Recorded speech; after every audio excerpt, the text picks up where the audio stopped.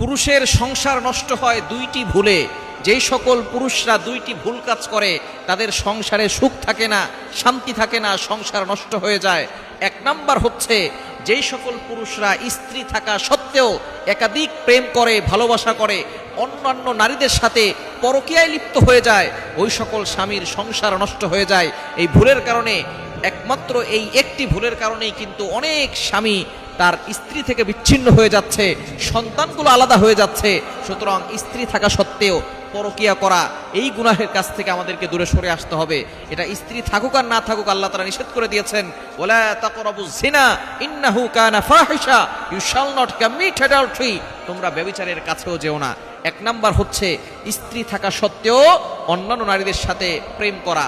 Number 2, দ্বিতীয় number হচ্ছে স্ত্রীর প্রতি অসন্তুষ্ট থাকা। আপনি কখনো স্ত্রীর প্রতি অসন্তুষ্ট থাকবেন না। স্ত্রী আপনার কপালে যেটা ছিল সেটাই হয়েছে, আপনি মনে করবেন আপনার স্ত্রী হচ্ছে সবচেয়ে সুন্দরী স্ত্রী।